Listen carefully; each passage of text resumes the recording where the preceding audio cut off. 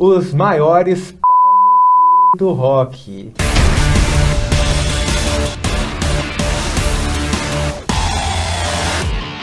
Fala galera, eu sou o Neto Cruanes. Eu sou Marcelo Pim. E aqui é o Guto Dal Porto. Hoje nós vamos falar dos maiores queridos do rock. Pra não ficar pitando essa censura aí no vídeo inteiro do ouvinte nos próximos minutos, vamos combinar que vamos falar PNC. Pra não ficar pitando toda hora. Isso vai escapar uns. Vai escapar, mas não tem problema. Mas é que a gente deve falar aí. Ou os queridões do rock. Os queridões ficou lindo. Queridinhos. Queridos. Claro que são... A grande maioria aqui são músicos espetaculares, que a gente gosta muito, que a gente às vezes vai no show, compra o disco, mas que se for ver bem, são uns belos de uns PNC, né? Nossa, pelo amor de Deus, tem uns caras aqui que merecem a famosa surra de mole.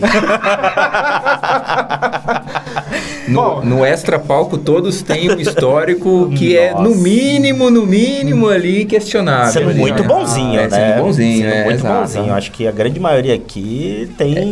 São pessoas complicadas, né? Que qualquer um que conhece, assim, nos bastidores, sabe... né, do quão PNC. E claro que um episódio falando dos maiores PNC do rock, a gente tem que dedicar pro nosso amigo Edu, né? Porque ele sugeriu a pauta aqui, para ficar muito claro. E antes da gente começar a falar dos PNC, a gente pede para você, por favor, curta o Pod Rock, se inscreve no canal para você não perder nenhum vídeo, para que a gente continue fazendo a burrice de sempre aqui. E a gente agradece os estúdios Garage, que cedem o espaço para a gente gravar aqui os vídeos, e também loja de instrumentos musicais online Garage Studios. Vamos começar a falar dos queridinhos. Eu passo a bola já para vocês começarem aí com esses irmãos Gallagher, que eu não consigo nem falar aí, que é aqueles caras que querem ser os Beatles. Os irmãos Gallagher. Quem são esses caras que querem ser os Beatles? É o Liam e o Noel Gallagher, né? Do Oasis? Do Oasis, exatamente. Pelo amor de Deus. Os caras, tirando toda essa questão musical, que são realmente músicos competentes, sim, são pessoas complicadas. Tão complicadas que um não fala com o outro. Um odeia o outro. Na verdade, são irmãos. Se falam, exato, cara. A banda hoje... Desde 2009 eles não se falam. Exato. A banda hoje não existe porque os caras têm uma treta entre eles, assim, né?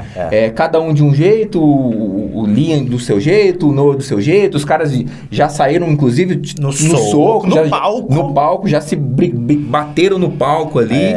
E é complicado ali, né? E mesmo assim, é uma briga ali não declarada, não. Eles ficam trocando farpas em entrevistas, um mandando pro outro em diretinha. Cara, semanal, duas crianças. É semanal. Toda vez, assim, todo mês tem uma notícia sobre os caras. Pra quem acompanha o mundo do rock, também o mundo do futebol aí, você vai ver que mês passado, uns meses atrás, surgiu um boato aí de que a banda voltaria se o Manchester City fosse campeão da Champions League. Essa merda, cara. E aí os caras botaram um hype, e aí o Haaland, que é o jogador do City, falou, não, vou ser campeão pra voltar ao Oasis. Aí foi o negócio chegando perto, o City foi campeão, os caras falaram, pera aí, que não é bem demais. Assim. Ficou muito sério, a coisa não é tão simples assim, né? Pra você ver como que os caras são complicados aí, né? Acho que desde que a banda surge no começo dos anos 90 ali... Nunca fizeram questão de esconder. Nunca fizeram... Sempre maltrataram o público, né? Cara, eu ia dizer justamente assim, coitado do fã do Oasis, porque fica nessa hype, né? Vai voltar, aí depois não volta, aí os caras ficam lá brigando. Menos, eles não estão eles estão cagando no palco. Assim, é um desleixo com quem gosta. Eles são muito prepotentes também, né? Esse lance de falar que são os Beatles é o mínimo, mas eles sempre falam coisas do tipo que eles são os fodas. Então, cara, eu acho que aqui eles estão como o último da lista, mas podia estar figurando primeiro também, porque são os grandes É muito ego. Já escapou o primeiro. É muito ego ali. Os caras têm um ego muito grande, muito exacerbado ali e... Isso atrapalha até um pouco a banda. Por exemplo, eu gosto de algumas músicas do Oasis e tal, mas isso me afasta um pouco dos discos, de saber mais da banda, cara. Porque assim, é um tipo de coisa que você fica, cara, sério, meio que eles sabotam a banda, né? Porque eu vejo hoje, por exemplo, o Oasis, se realmente existisse um retorno do Oasis hoje, cara, esse é um negócio de lotar estádios. Tipo, no Brasil, assim, os caras faziam shows, assim, que nem o Coldplay, 3, 4, 5 shows com um estádio lotado, grande, assim. Porque os fãs tão órfãos de reunião da banda, a formação clássica, os irmãos.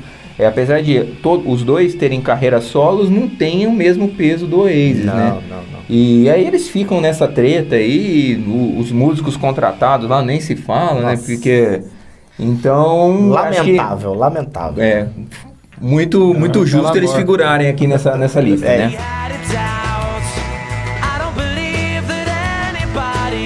Pelo amor de Deus. Já vamos pro próximo. Vamos falar do querido Pato, né? O Dave Mustaine. que eu adoro Dave Mustaine, mas o carinha mala também, difícil, né? Eu acho que aí já é o lado... O que chega pro público também são... Como ele lida com os integrantes da banda, né? Sim, principalmente, não é isso? Como ele põe e tira quem ele quer, na hora que ele quer, com a justificativa que ele também tiver na cabeça dele, né? Eu acho que tá no direito dele, mas ele transparece ser bem difícil, né? E também isso, ele transparece ser bem difícil, na verdade, desde o início da carreira, né? A gente tem que lembrar que... Desde o Metallica. Ele foi chutado, ele foi quicado do Metallica. Já, assim, prestes para entrar no estúdio e gravar o disco, né? Exatamente. Tipo... Um dos principais compositores, o Kill Em All e o Ride the Lightning, boa parte das músicas tem a mão dele ali, né? Sim. É o que a gente disse, né? O cara é um grande músico, é um ótimo músico, mas tem essa tratativa difícil. Hoje, eu pelo menos enxergo o Megadeth como... Os músicos que estão no Megadeth como músicos contratados, né? Sempre. Há muito tempo, há muito tempo isso ali, né? Aí, até mesmo o David Ellefson, né? A gente viu o que aconteceu com ele, né? Que é o parceiro mais longevo dele aí, né? Que acompanha ele praticamente desde o início da banda, desde o meados dos anos 80 ali. Foi chutado por notícias que não tinha nada a ver com a que no fim das contas... e outra depois se provou... Que não era bem aquilo. Não era bem aquilo. Notícias graves, né? Sobre envolvendo, enfim, pedofilia e tal, mas... o cara não quer nem saber. Que não chegou a ser muita coisa, que ele não foi condenado a nada, que ele teclou com a menina ali e tal, alguma coisa assim, né? Teclou é um termo que mostra a minha idade. É meio bem mas que, enfim, que ele flertou com a menina menor de 18 anos e polemizou um pouco isso, né, nas notícias, só para explicar para quem não acompanha. E o Dave Mustaine não pensou duas vezes, tá demitido, o cara que faz... 30 anos que estava acompanhando ele ali, né? E os outros ele troca conforme dá na telha. E voltando no Metallica, me dá a impressão que ele foi tirado assim, com o disco já pronto para os caras entrarem em estúdio para gravar. Foi um negócio assim, agora chegou a hora de registrar. Nós vamos manter esse aqui ou nós vamos resolver a situação? Escapou mais um. E que os caras... Me dá essa impressão, eu não li nada sobre isso, mas que os caras se reuniram e falaram, e aí, vai ou não vai? Não, arranca fora. Tira agora, porque agora... Tira agora, é mais fácil tirar agora do que tirar daqui a pouco. Ainda mais lá atrás, né? Porque além de ser gênio complicado dele, ainda tinha a questão de abuso de droga, abuso de álcool. Você imagina, um cara já... com um jeito complicado de lidar, louco, 100% louco, é uma bomba relógio, né? Talvez o Metallica não fosse do tamanho que é hoje. Se tivesse com o profissionalismo que o Metallica sempre teve, que o Lars e o James sempre pregaram pra banda, assim, trabalhar como uma empresa. Talvez não fosse assim por causa das loucuras do Dave Mustaine. Mas eles têm, o Metallica tem uma relação relativamente boa interna, assim. Sim. Você vê que a banda praticamente não muda de formação, né? Só a questão do baixista, que infelizmente morre o baixista original. Sim. E depois teve um outro que foi substituído. Foi só isso, né? Inclusive, os outros três estão desde o primeiro álbum, estão lá. Inclusive o baixista atual, o Trujillo, é o cara que está há mais tempo no baixo do Metallica, né? Exato. Então, quer dizer, nenhum baixista está muito bem com os demais. Apesar de a gente falar que o cara é contratado, tudo, mas o cara tá, sei lá, quase 20 anos na banda e não parece que vão mandar ele embora, Eu também acho que não. Acho que...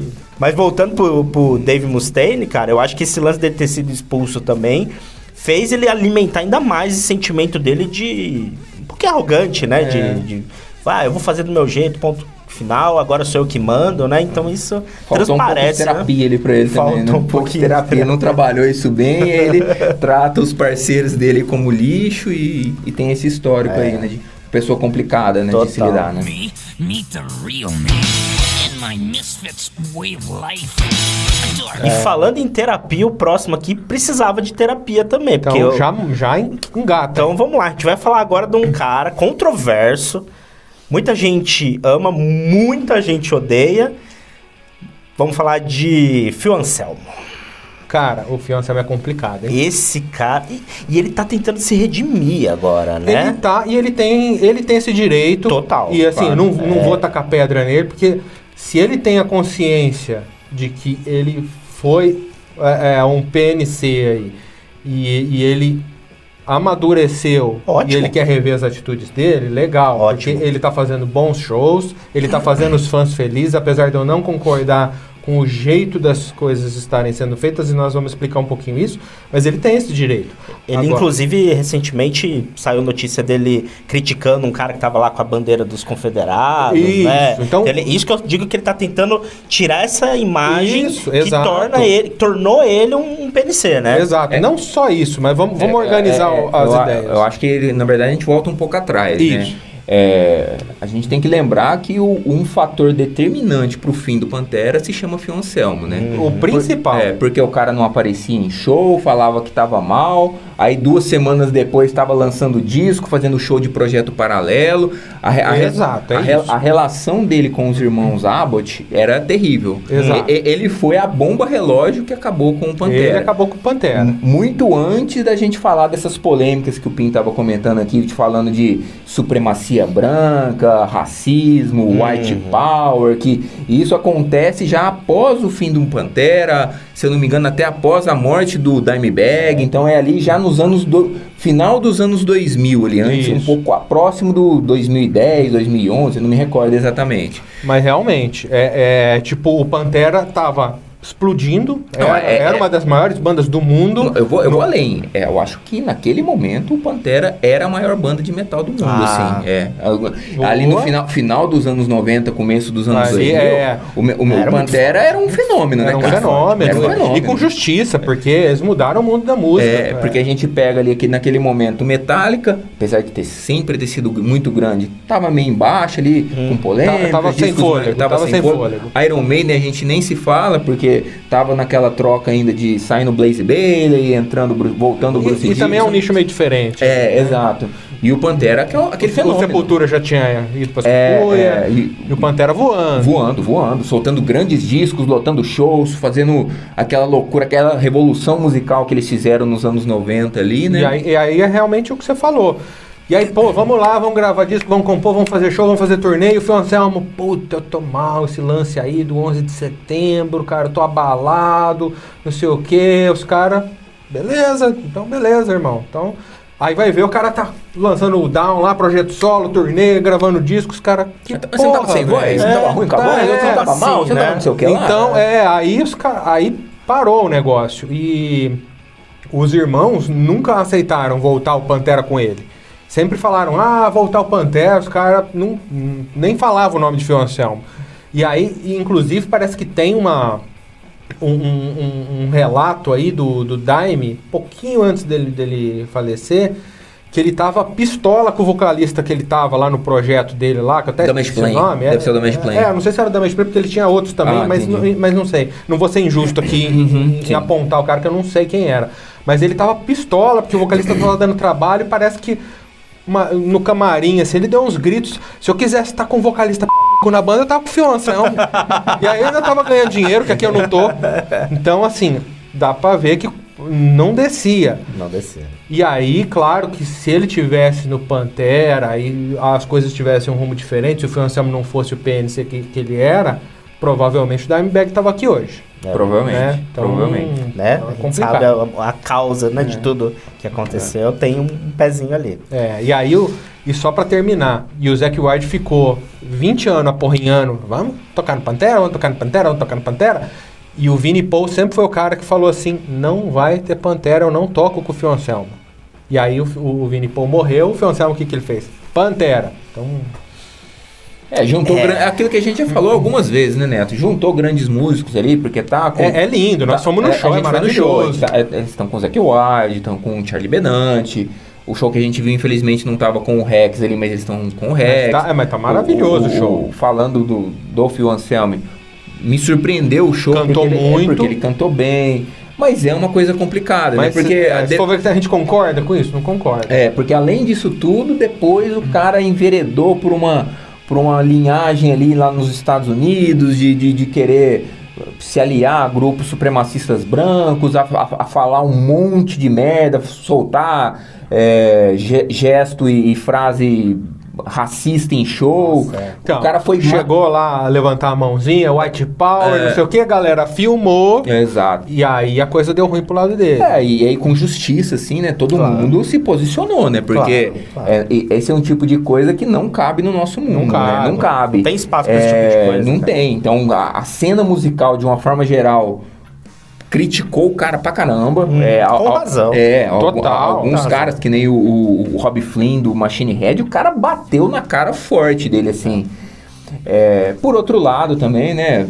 Se o cara realmente se arrepende, se ele tá tentando mudar, se ele tá tentando aprender, ele é não só direito, como é um dever dele, né? Como cidadão do mundo, assim, né? Verdade. Então a gente espera que realmente ele tenha se arrependido de fato, não tá fazendo isso só porque ele perdeu muito dinheiro com isso, perdeu show, perdeu fama, né? É bom dizer que vários shows foram cancelados, já agendados e divulgados, que ingressos vendidos foram cancelados, porque a galera pressionava localmente, né? Tipo, vai botar esse racista, esse nazista aqui e tal, a cidade não quer isso.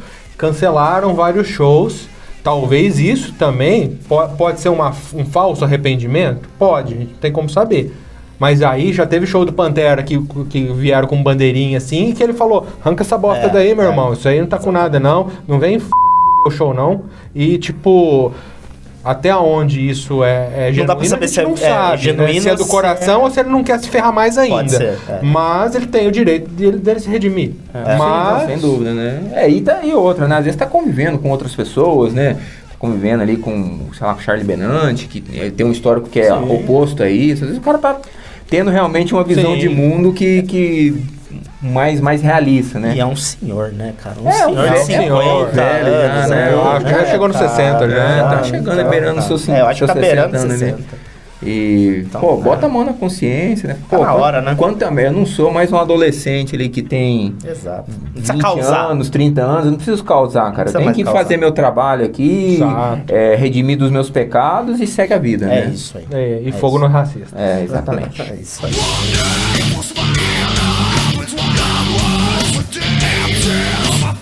Cara, vou puxar o próximo PNC aqui, que em todas as listas dos mais chatos e dos mais insuportáveis, dos mais isso, do mais aquilo, ele figura muito bem, mas é uma história, assim, vamos dizer que eu consigo falar um pouco mais dele, de diferentes pontos de vista, porque eu li muito, porque eu sou muito fã. Vou falar do Axl Rose, do Guns N' Roses, que na minha concepção, depois de tudo que eu li... É um despirocado. Ele é... meio doido, né? Megalomaníaco, egocêntrico e maluco. E a junção dessas três coisas... tornam ele... em muitas situações, fazem ele uma pessoa escrota. Mas, por tudo que eu tenho acompanhado, faz já bom tempo... que ele não... melhorou. Que ele não dá mancada, porque ele dava mancada geral. Ele dava mancada com os músicos, né? Época lá de Guns, né? Auge. De Guns. Auge do Guns. Cara, a relação dele com o Duff, com o Slash, e até mesmo com o Gilby pior ainda, né? E com o Matt também. Com o Matt, era terrível, todos eles ficavam putos. Teve aquela famosa história...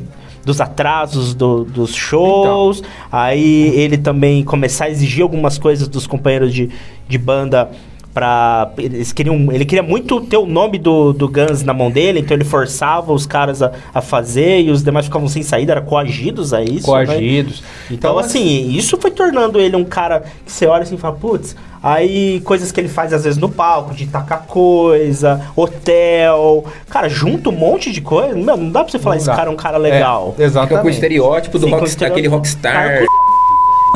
Exato. Então, assim, quais são os fatores aí? Tipo, exatamente indo pro auge do Guns.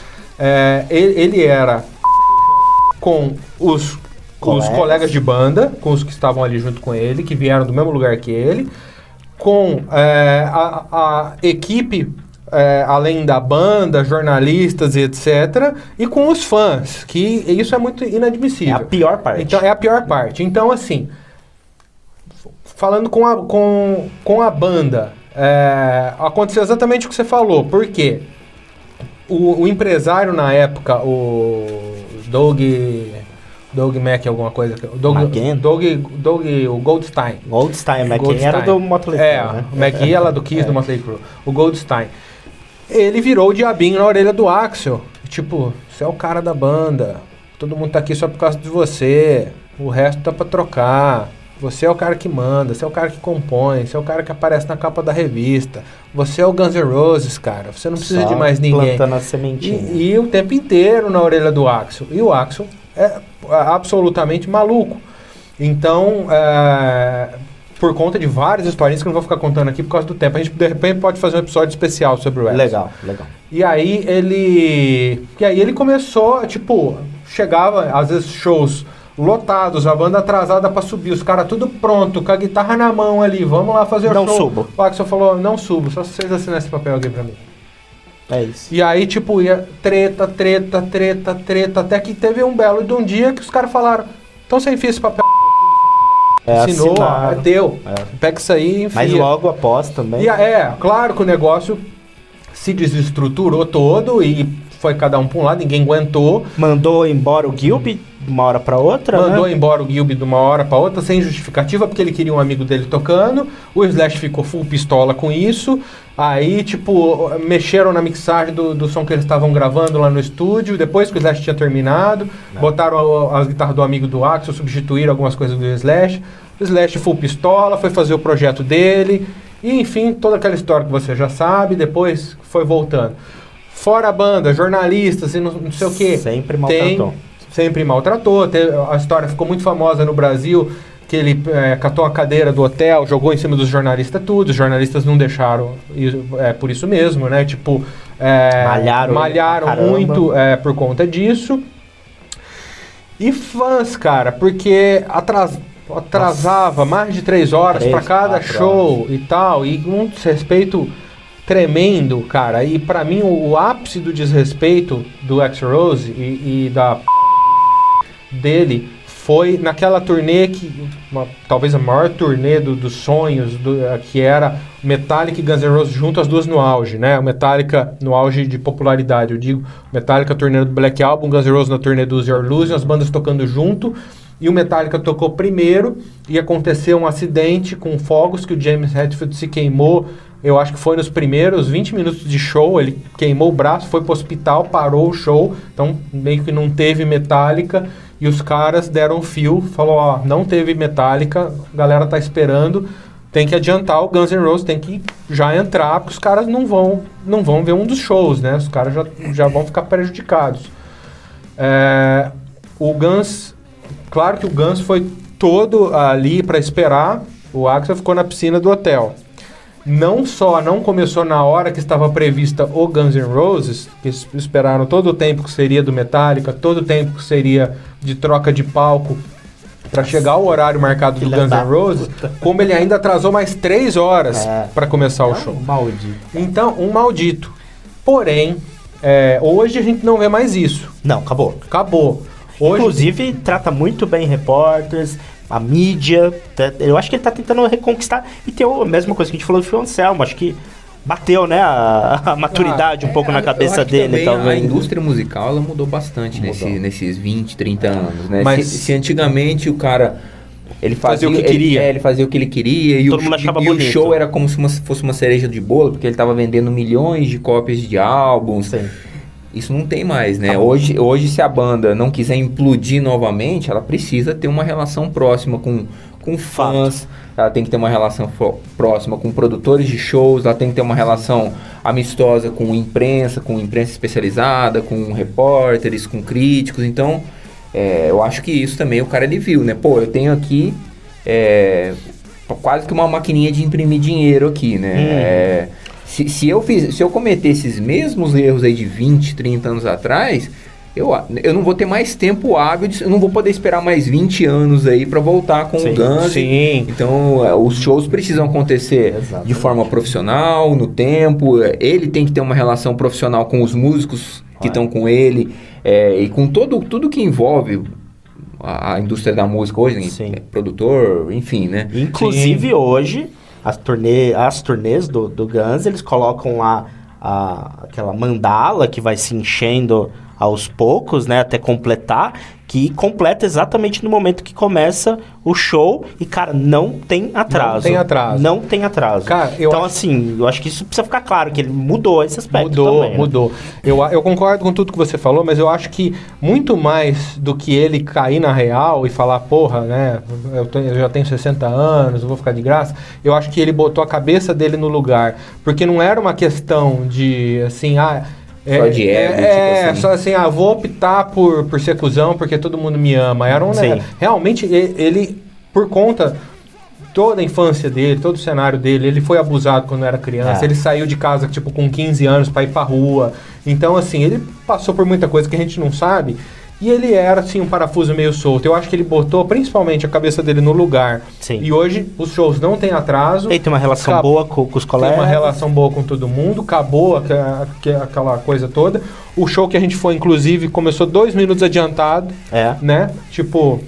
E tem sido assim, e tem sido uma turnê extremamente longa, que eles estão fazendo show desde antes de Covid, e estão fazendo show até hoje, não pararam de fazer, assim, pararam só na pandemia ali, no momento crítico, mas estão fazendo uma turnê de anos aí, com estádios lotados no mundo inteiro, e não atrasam show nenhum.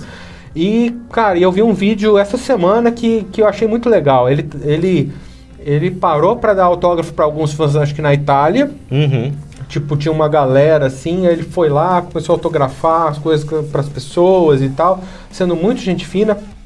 E uma mulher deu uma foto assim para ele e falou assim... Do filho dela. Esse aqui é o meu filho, ele chama Axel. Autografa a foto pra mim, ele, cara, ele legal, pergunta, Axel, como que fala, né? Com E, né? Não, ele Axel like you, né? Tipo, AXL, igual o seu nome, Axel. Ele, nossa, que legal, ele autografou, deu um abraço nela. Ele chama o segurança e fala, olha... ele começa a apontar, não, a filha dela chama Axel. Dela chama Axel por causa de mim. Ele fala, é legal, essa relação é legal. Então, assim, mais um se redimindo aí. Mas o histórico, a ficha dele era bem suja. Isso tudo, assim, não vai apagar o que ele fez de uma hora pra outra. Que continue assim, Axel. Que continue assim. Tá no caminho certo.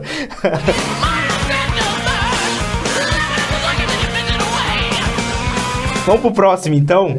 A próxima, na verdade. A próxima que, na verdade, não sabe tocar nada, não canta nada, não está em nenhuma banda, mas está na nossa lista, por algum motivo. Está na nossa lista, porque tem relação com um gigante do... Uma relação importantíssima. Importantíssima. Nós vamos falar de Sharon Osbourne.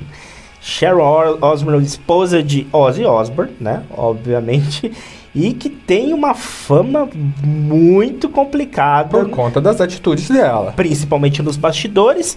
E recentemente, entre aspas, aí, aquele caso do pronunciamento dela defendendo um racista. Isso também acabou atrapalhando um pouco. Então, mais uma coisa aqui que a gente puxa dela. Mas antes disso, ela já era conhecida como ser uma pessoa, uma carrasca, né? Se você for pegar lá atrás, ela...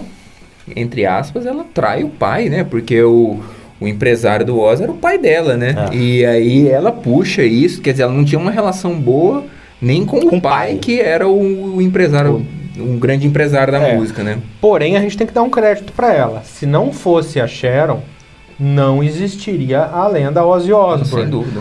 Mas, e o Black Sabbath? Você tá falando groselha aí. O Ozzy foi chutado do Black Sabbath E ele virou um drogado na sarjeta que não ia mais pra lado nenhum e ia acabar ali. Aí toda a lenda, porque ele construiu uma carreira solo maravilhosa, que quer goste ou não, se tornou maior do que o Black Sabbath. Não é nem que se goste ou não, é fato, né? É fato. A carreira solo do Ozzy, em números de vendas de disco, ela é mais popular. Ela é muito mais popular do que foi o Black Sabbath lá atrás. O Black Sabbath é muito mais importante porque é o pai de tudo ali, mas a gente está falando de números, né? Exato. A responsável por realmente transformar o Ozzy Osbourne nessa figura meio mítica, meio lendária que a gente tem hoje, tá muito na mão dela, né? Porque o Ozzy era um maluco completo, né? Totalmente drogado, e ela que sempre com a coleira segurando ele aqui, né? É um pouco de mérito dela. Bastante mérito dela. A forma que ela fazia isso... que é o grande eu acho que é o ponto, é questionável. Mas eu acho que assim, se ela não fosse a carrasca aí que a gente falou, talvez não conseguiria ter trazido o Ozzy e ele chegar onde ele chegou. Então eu dou esse mérito, porque ele era um zero à esquerda. Total. O Black Sabbath tirou ele e botou um deus pra cantar, que era o Dio, lançou um disco maravilhoso.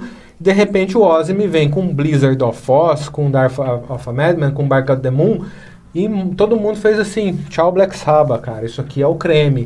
E o Ozzy voou, e por conta dela, porque ela chegou no pai dela e falou assim, vamos investir nesse maluco aqui, vai dar bom isso aqui. E todo mundo falava, essa porra no chão aí, deitada. Os caras tudo drogado, não dá conta nem de andar. E ela acreditou, e ela foi, e ela levou, e se ela não fosse talvez tão dura, não ia conseguir fazer o Ozzy produzir.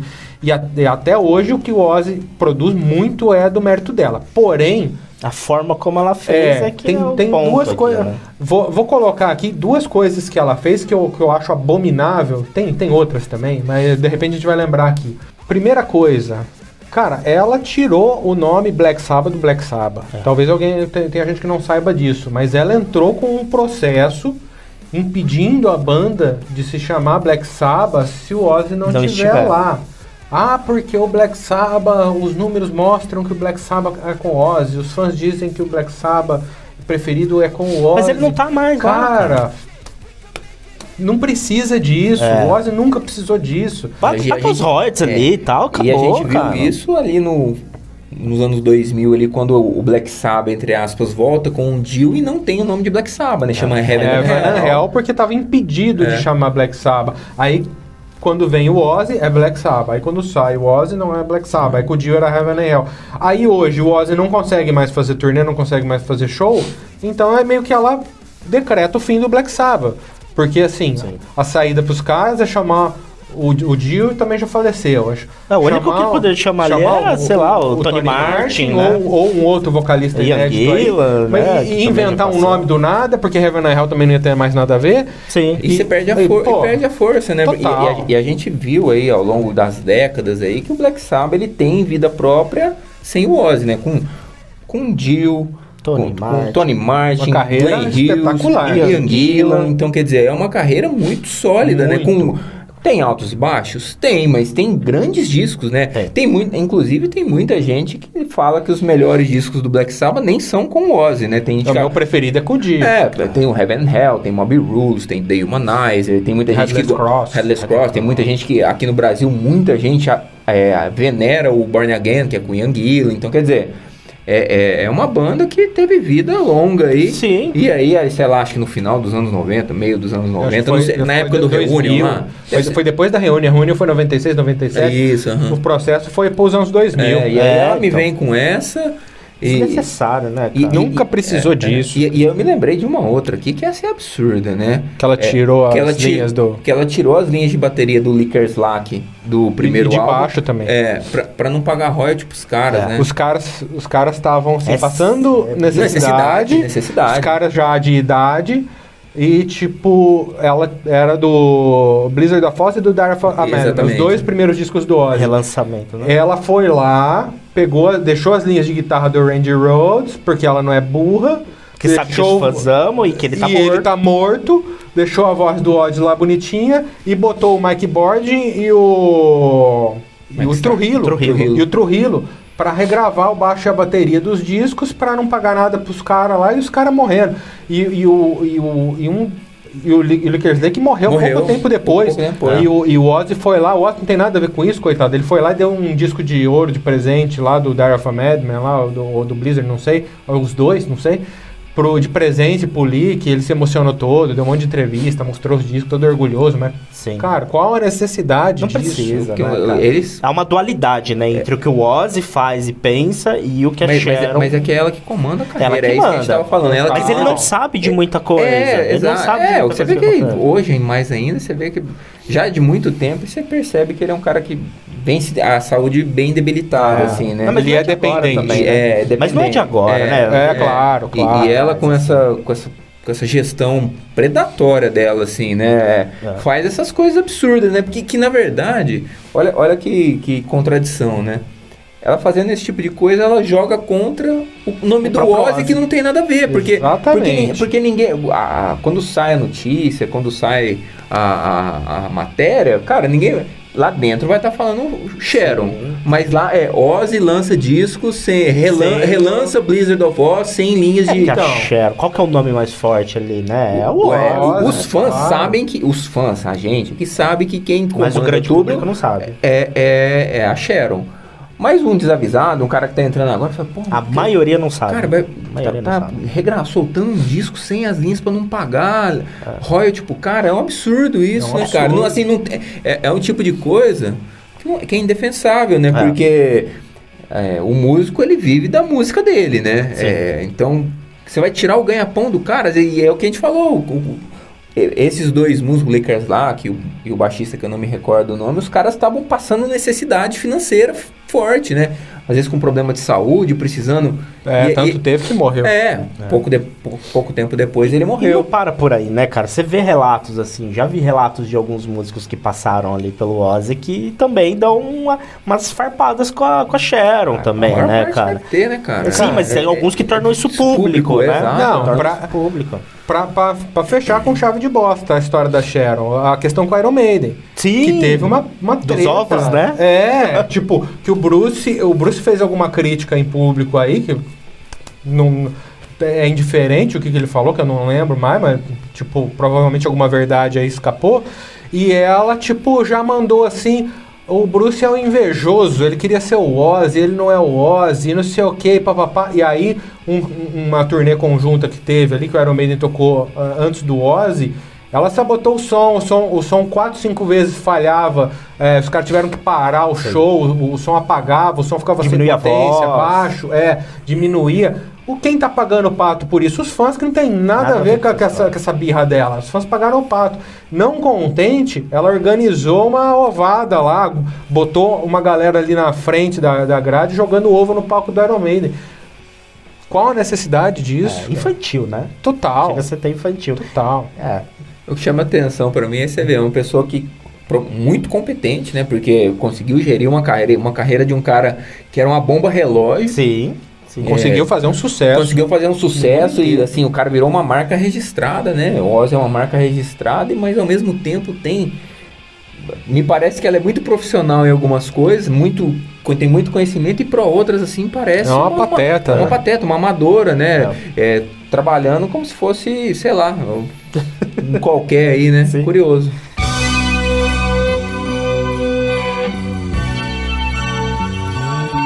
A penúltima pessoa da nossa lista, até tomar fôlego pra falar desse imbecil aí. Cara, do tamanho do talento que ele tem, que é gigantesco, ele também tem um mau caratismo, cara, que é o tal do Ted Nugent. E esse não faz questão nenhuma de esconder, né? Não, pelo contrário. Nunca fez. Tem orgulho das caras. O cara se orgulho de ser um imbecil, o cara se orgulha perfeitamente de ser um idiota, assim, né? Ele abre a boca pra falar merda, né, cara? Só pra falar merda. E só faz merda. Tirando a parte musical, que realmente o cara, tem grandes discos. Que é de Scratch Fever, do maior clássico da história do rock. O cara ser um grande guitarrista, e isso a gente canta muito. Estamos separando aqui. Um cara que é um grande músico, lançou grandes discos. Tenho vários discos dele, adoro a obra do Ted Nugent. Mas... essas coisas, né, cara? O cara se envolve em polêmica. Assim, você não tem como defender. Não dá pra entender, né, cara? Vamos nortear um pouco para o pessoal entender as cagadas de Ted Nugent, que é um cara totalmente extremista. Pra mim, se é extremista... Racista declarado. Não, total. Racista declarado.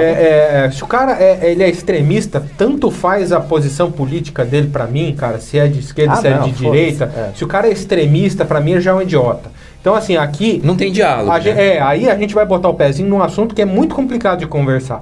Então, só que aí é a diferença de quando o cara é um radical, um extremista. Que aqui, por exemplo, nós temos posições políticas diferentes. Totalmente. Então, assim, eu penso de uma maneira que o Guto pensa mais ou menos oposto, e o Pim meio que no meio de tudo isso, e nós somos irmãos aqui, tá tudo certo. Agora, ele não, cara. Ele é o cara extremista, que ele não aceita quem pensa diferente. Ele é o cara que pega a arminha, sai matando os bichos lá e acha lindo. Ele é defensor da caça predatória. Defensor do armamento, da caça, ao racista declarado, como você falou. E, tipo... E assim, se ele tem uma oportunidade de falar uma merda, cara, ele não perde, né, cara? Ele dobra a aposta, na verdade. Se ele tem uma oportunidade de fazer alguma coisa que vai reverberar mal pra ele dobra a aposta, Exato. né? É o cara que, sei lá, surgiu, por exemplo, aquele caça lá, surgiu um bicho que o último espécime, é o último que tem lá, ele vai lá e mata o bicho e tira foto. É tipo assim, sabe? É uma coisa absurda, né? Aí, por exemplo, teve o dia do orgulho LGBT, não sei das quantas lá, que teve aí.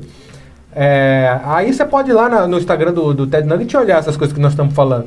Todo mundo postou alguma coisa, quem é a favor do movimento, o orgulho, né, que é o Pride, né, nos Estados Unidos, e aqui no Brasil o orgulho, né, o dia do orgulho e tal, não sei o quê.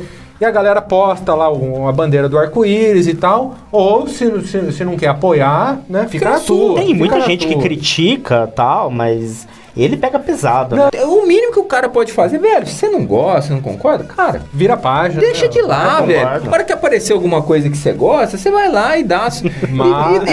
Cara, sabe o que é? Eu entendo essa galera assim, né, velho? Mas não, ele fez questão, não sei se vocês viram, ele fez questão de postar no dia do orgulho, ele fez questão de postar a bandeira americana no Instagram dele e falou: essa é a bandeira que eu chamo de orgulho.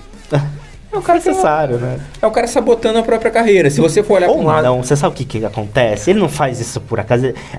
Tem gente... Tem um monte de idiota cabeça vazia. E ele se mantém na mídia, cara. Eu entendo, Pinha. Você tá certo. Eu gostaria que não fosse, sabe? Mas só que você divide seu público pela metade, né, cara? Esse tipo assim... Mas é um cara que não tem mais nada a oferecer. Então a única coisa que ele tem pra oferecer é esse tipo de polêmica. Pode ser, no meu entendimento é isso, sabe? É o cara se ele tivesse ali... Tá vivendo hoje se retroalimenta de polêmicas. Porque se ele tivesse ainda bem, não vou falar no auge, óbvio, o cara, né, teve disco nos anos 60, mas, cara, se ele tivesse ali soltando uns discos, umas coisas legais, o pessoal elogiando e tal, ele não precisava estar fazendo esse tipo de coisa. Sabe? Mas quem que é o Ted Nugent hoje na fila do pão, cara? Mas quem que ele é? A gente até citou o próprio Phil Anselmo aqui, que a gente citou, que é um cara que parece que tá querendo se redimir, se desconstruir com essas coisas, né? Aqui é o contrário disso, é o cara que tá... É o cara que se estivesse jogando o truco, tava dando o 6, o 9 e o 12 ali, né? E é o senhor, né, cara? Pô, esse é um tiozão de verdade. O cara tá desde os anos 60 aí, né? Já deve estar o quê? Beirando 80 anos, 70, 80 anos. 70 e 80. E pra fechar, uma história que não dá pra engolir dele aí, o Kiss colocou ele pra abrir alguns shows nos Estados Unidos. E ele, no meio do show dele, eu não lembro a cidade que foi, mas aí ele falou lá, e viva os Estados Unidos, isso aqui é a América, e pá, e foda-se os imigrantes, e a gente não quer imigrantes aqui, e se você é de fora, se você é imigrante, não sei o quê, você sai do show, você não é bem-vindo nos Estados Unidos, vocês acabam com os Estados Unidos, e fez aquele discurso, cara. O Paul Stanley, depois tocou a primeira música, cara, ele foi lá pedir desculpa. Falou, vocês desculpam. Lamentável, né? Aí, cara, lamentável. E todo mundo aqui é bem-vindo, o país é aberto, vocês ajudam a construir o país. E, tipo, ficou se retratando, porque, cara, olha o tamanho da bosta que o cara entende. E tacou, né, no ventilador, né? Ridículo, cara. Esse cara é patético, ridículo, né? Cara. Ele tá acabando com a obra dele. Na verdade, eu vejo muita gente que já fala dele só com desdenho e não lembra mais do trabalho que ele... Esquece todo esse lado musical dele que era ótimo, que é ótimo, né? Que tem grandes clássicos aí, cara, mas... Acabou. A bosta tampa. Entra naquela que as pessoas começam a não conseguir separar o artista da obra, né? Vira uma coisa só, falar, se é desse cara aí, eu não... nem quero nem saber, tipo velho, isso, né? É tipo total. Pra que eu vou... Eu vou escutar o Kiss ou vou escutar o Ted Nugget? Outra banda qualquer. Você já vai broxando com o artista. E tem esse efeito, cara. No caso dele, que não faz questão nenhuma de ser o contrário disso, né? Exato.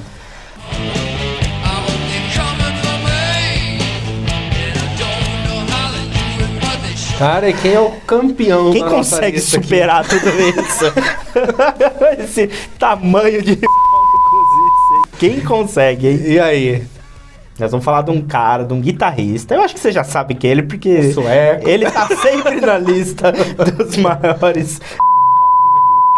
Então, cara, vamos falar de Yngwie Malmsteen. Que esse cara. É assim, vamos lá. Ele tem uma característica meio diferente dos demais aqui, né? Porque o lance dele, eu acho que é o orgulho dele, né? O fato dele se achar nem a última, ele é a única bolacha do pacote. Né? Só que em cima disso, ele se dá ao direito de coisas que ele não tem.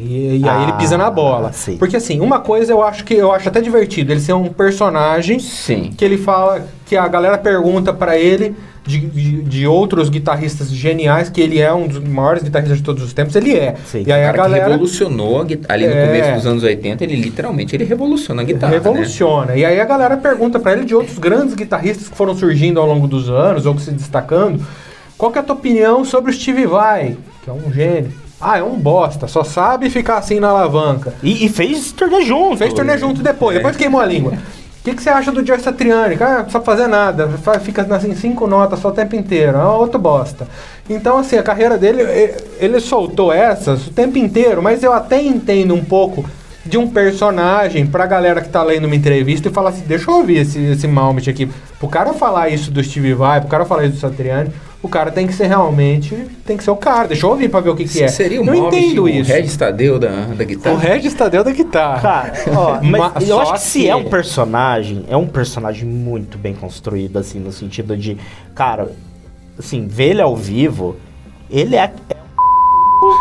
Então, aí é que a coisa passa do ponto, que é onde eu falei, talvez ele se apoia nesse lance dele se achar, e aí ele passa do ponto, porque aí ele maltrata equipe, público, então, exatamente, então assim, ninguém aguenta ficar na banda dele, tipo, ele troca todo mundo, quer dizer, não é que ele troca, a galera pede demissão, né, a galera fica um tempo ali, já começa a ver outra coisa, pula dali porque ninguém aguenta ele, porque é só ele que tem que aparecer, todo mundo tem que obedecer à vontade dele. Até um certo momento deu bom, porque assim, nos anos 80, até nos anos 90, ele lançava coisas maravilhosas e geniais, e era lindo ver o trabalho dele, dessa maneira dele mesmo, mas era lindo ver. Mas ele sempre estava, até esse ponto, ele sempre estava muito apoiado por grandes músicos, né? Mas ele sempre tem grandes músicos. Hoje eu de verdade não tenho acompanhado, eu acho que já não é tão mais fácil, né? Até porque são grandes nomes, são bons músicos. São bons músicos, nomes, porque a gente quando a gente tá falando de grandes músicos, a gente tá falando de gente do calibre de Jeff Scott Soto, Mike Becerra, Mike Terrana.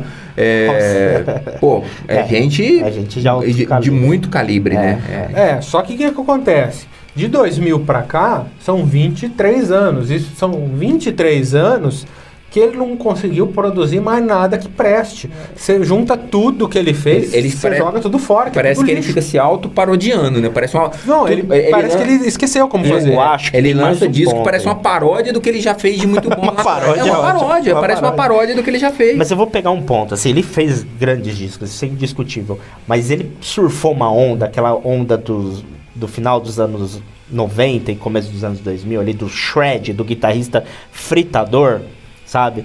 E que todo mundo idolatrava muito ele. Então, assim, por mais que ele soltava discos, às vezes, meia bomba, a galera pirava por causa da virtuosidade dele. Então, só que isso uma hora foi saturando, foi cansando também, cara, sabe? mas não é só questão de cansar, porque se você pega discos como o Marching Out, como o Trilogy, como o Odyssey, Rising Force, como o Seventh Sign, são, cara, obras-primas que a gente volta lá e escuta e, cara, aí o coração até acelera, cara, que é maravilhoso. Agora, você pega os últimos discos que ele fez nos últimos 20 anos, cara, você não dá conta de chegar na terceira música, cara, você pula, para essa bosta. Acho que a gente pegar o último disco legal dele vai ser o Alchemy, que deve ser ali o que? 2000, 99, 2000. Então depois disso, cara... Depois disso, nada presta, cara. E assim, eu... sempre gostei do Malmsteen, sou fã. Eu pegava um disco novo, nossa senhora, agora vai. Aí começava a ouvir, aí você vai murchando. Aí você passa a música. Você espreme, não sai nada, cara. Então, e ele não se colocou no lugar dele, né, cara? Porque desde então ele nunca baixou a bola, sempre deu pronunciamentos bem medíocres, assim, sempre falou merda, né, cara? E sempre nessa arrogância, né? Porque enquanto ele era foda. Tá, vai, fala tuas merda aí. Mas agora, também... Ele não é mais... Não é mais isso. Tem caras hoje em dia que fazem o que o Malmsteen faz com o pé nas costas, cara. Desculpa, a geração que veio de guitarristas... Influenciada por eles, né? Tipo, cara, tem... Então, assim, tá, cara, você já foi a tua época. Você foi um cara brilhante, você contribuiu demais pro mundo da guitarra, mas agora você não é mais. Então... baixa a bola. Mas ele não baixa. Não baixa. Ele tá o tempo todo falando merda, ele cara. Ele vira as costas, deixa a galera no... Teve show... No caso específico do Malmsteen, vocês acham que esse ego, esse jeito dele... foi o que mais sabotou essa carreira dele nesses últimos anos? Eu acho que a música, cara. Eu acho que a música não, tudo bem. Mas eu digo assim... O cara ele se acha tão bom, tão assim... acho que eu entendi o ponto. Entendi. Que tipo assim, ele cara... não se desafia. Ele não se desafia. Qualquer coisa que eu fizer aqui... Todo mundo vai curtir. Sabe? Total. O jeito do cara, o ego do cara, a arrogância do cara sabotou a parte musical dele, assim, né? Faz sentido. E aí, claro, se a parte musical é muito ruim, perde público. Se o cara tá me trazendo... que nem a gente falou há 20, 25 anos a mesma coisa, e essa mesma coisa é de um nível muito baixo, o que o público vai fazer? Vou procurar outra aí, vou escutar outro músico. E vira e mexe tem polêmicas. Teve polêmica, se não me engano, foi em Porto Alegre, eu acho, que ele... E era uma... E não foi agora, não, já faz uns 15 anos isso, eu acho. Que ele parou o show lá para tocar o hino dos Estados Unidos na guitarra. E a gente passou por uma época, hoje ainda tem um pouco disso, mas está mais comedido, mas a gente passou por uma época que era a moda falar mal dos Estados Unidos. Sim. Tipo, eu não quero comprar coisa americana, mas, tipo, com muita hipocrisia de muita gente, sou contra os Estados Unidos, não compro nada que é americano, eu odeio os Estados Unidos. O cara nunca foi no Paraguai e ficava falando um monte de bosta, e isso virou uma modinha numa certa época. E a galera começou a vaiar a hora que ele começou a tocar o hino nos Estados Unidos. Ele ficou full pistola. Aí ele... Deu piti dele. Deu piti, sapateou e tal, virou as costas e deixou a galera sem show. Mas já teve algum show do Malmsteen no Brasil que ele não deu piti? Não acho que não. Porque todos que eu ouço falar, ele deu piti, cara. Ou deu piti com a equipe técnica, ou deu piti com alguém da banda. Já vi ele dando bronca no cara da banda. Não, ele não precisa de motivo. Ele dá os piti dele porque ele quer, cara. Inclusive, na última vez que ele veio pro Brasil, que se eu não me engano foi ano passado, eu li ali uma postagem de um cara que trabalha na produtora, que organizou os shows dele, e que falou que, tipo, ele desrespeitou a passagem de som, desrespeitou a equipe, desrespeitou a própria banda. Tipo, ele cagou pra todo lado e fez um show bosta. E os caras falaram assim, nunca mais, e a gente a gente não contrata mais esse artista aqui. Então, é o cara se sabotando. Quer dizer, poderia... Aí o cara até pensar, né? Ele poderia falar, vamos fazer uma turnê de reunião do Martin Out. Nossa. Trazer... Imagina, mano. Trazer Jeff Scott Soto. Nossa. Agora você pensa, um cara que nem o Jeff Scott Soto, que tem vários projetos, você acha que ele vai querer... Vai querer se associar de novo? Você acha que ele vai querer se submeter a umas coisas dessas com o Não precisa disso, né? Verdade, E seria porra, eu queria ver, velho. Se fosse um negócio bacana, porque a gente já viu alguns shows dessa época, dos anos 80. Cara, era animal. Agora você vai querer pagar, fala, puta, cara, vou pagar uma grana, você sair daqui, ir pra São Paulo, pra ir pra outra cidade, pra torcer pra ser um show meia boca? Não, ninguém quer. E nem o produtor vai querer trazer isso, né? Então é o cara se sabotando, né? O cara poderia fazer um negócio legal, vamos fazer uma turnê Marching Out, fazer uma turnê Trilogy. Imagina que louco seria. Não vai, a gente sabe que não vai rolar. Não né? vai rolar. E se fizer, talvez até tenha uma aceitação do público, mas, cara, vai todo mundo com o pé atrás. É difícil até a gente imaginar de rolar dos próprios músicos. Você acha que o Mark Bowles, o Jeff Scott Soto, o Mike Becerra, puta, eu vou trabalhar com o Malmsteen de novo, voltar pra trás. Tô velho, já tô com meus projetos aqui. Você acha que eu... Não precisa de... submeter aquela fazer, sei lá, 50, 100 shows no mundo inteiro com esse mala aí. Ele é o mala master mesmo, né, cara? É foda. E pra encerrar, vou contar uma história que você deve saber, do Shimu. A gente tem um amigo em comum que mora nos Estados Unidos, que mora em Miami. Não sei se ainda mora lá, se mudou de cidade, mas na ocasião morava em Miami. E ele tava fazendo compra, acho que no Walmart. E aí, cara, ele olhou, ele viu. O ser.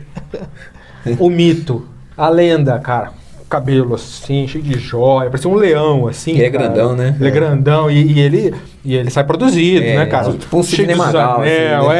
As correntonas, cara. Ele viu... Fez assim, cara, era o Malmsteen, cara. Nossa, vou lá pedir um autógrafo pro Malmsteen. Era antes da época da selfie aí, né? E aí ele falou, Malmsteen, cara, eu sou muito seu fã, cara, eu sou do Brasil, cara, eu gosto de você faz muitos anos, dá um autógrafo. O Malmsteen falou assim, você curte meu trabalho? Eu falei, curto. Vende meu disco ali. Compra um disco lá que eu autografo ele pra você. Nossa, caramba. Caramba, cara. Acho que encerrou com chave de ouro essa, né? Esse é o resume bem, né? Isso resume bem quem é o cara, né? Pronto, tá resumido.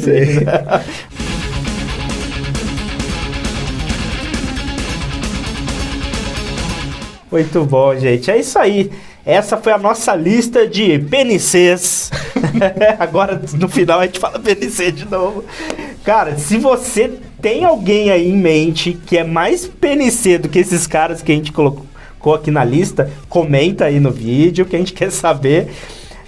E não esquecendo de visitar a gente lá no Instagram, PodRockBR.